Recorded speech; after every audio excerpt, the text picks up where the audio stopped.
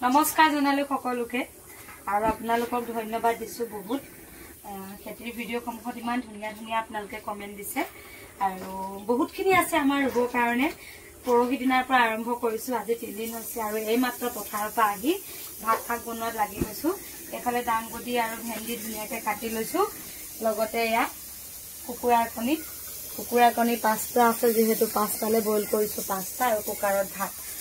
ভাগৰ লাগিলেও উপায় নাই ভাতকেইটা খায়ে আগবেলাটো এতিয়া ৰলো পাছবেলা অকণ মাৰো আৰু বহুত বৰষুণ বহুত ঠাইত বানপানী হৈ গৈছে আমাৰ সদিয়াত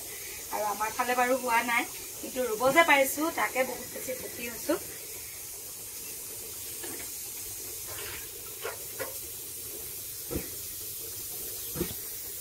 আৰু আমাৰ ঘৰৰ আলুবিলাক ইয়াতে ধুনীয়াকৈ থৈ দিছো ইয়াৰ পৰা লৈ খাই আছো আৰু খাব মন গলে ইয়াৰ পৰা লৈ খাই থাকো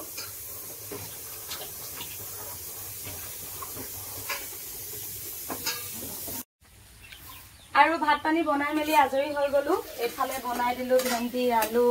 দাংবডি লগতে অকণমান মটৰ দি দিছো আৰু এফালে কুকুৰা কণী তাৰ পাছত এতিয়া ধুনীয়াকৈ ভাতটো বাঢ়িম আৰু খাম ওৱাও লাহি চাউলৰ ভাত এয়া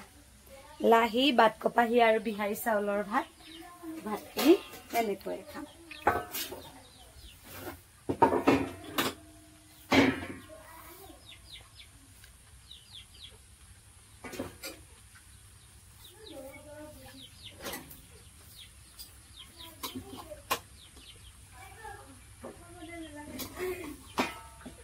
ইমান ধুনীয়া গোন্ধাইছে নহয় ভাতকেইটা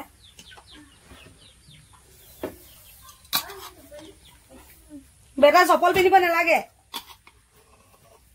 আহা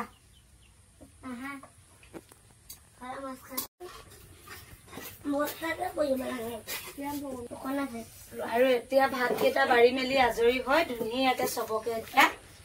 ভাত দি দিম বেটি গিলাচ ওলোৱা চবে ভাগৰ লাগিছে